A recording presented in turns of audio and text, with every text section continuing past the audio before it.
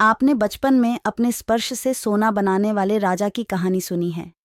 Greece, यूनान में Midas नाम का एक राजा था। उसे सोने से बहुत प्रेम था।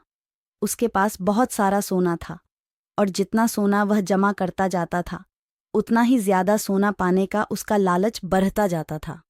अपने खजाने में बैठकर वह अपना पूरा समय सोना गिनने में लगाता था।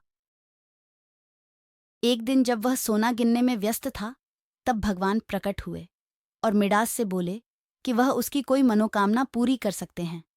मिडास यह सुनकर बहुत खुश हो गया और बोला, मैं जिस चीज को स्पर्श कर लूं वह सोने की हो जाए। भगवान ने कहा, ऐसा ही हो। कल सुबह उठने के बाद तुम जो कुछ स्पर्श करोगे वह सोने में बदल जाएगा। अगले दिन जब राजा सोकर उठा, उसने अपने पलंग को छुआ और पलंग सोने का हो गया। उसके कपड़े, उसके बर्तन, उसकी तलवार अब कुछ सोने का हो गया। फिर वह नाश्ता करने बैठा, लेकिन जैसे ही उसने फलों को हाथ लगाया, वे भी सोने के बन गए। पीने का पानी भी सोने में बदल गया। मिडास को बहुत तेज भूख लग रही थी और उसे समझ नहीं आ रहा था कि वह क्या करे।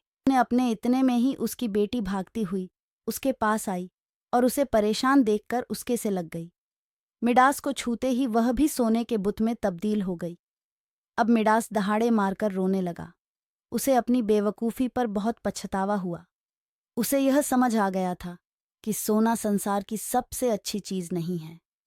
उसने भगवान को पुकारा।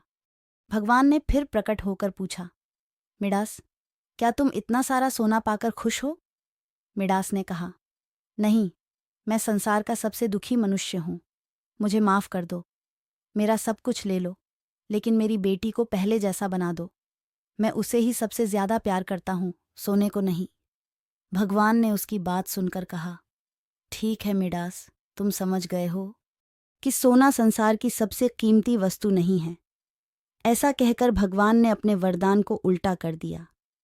मिडास की बाहों में उसकी प्यारी बेटी पहले की तरह अटखेलियां करने लगी और उसने कभी न भूलने वाला सबक सीख लिया।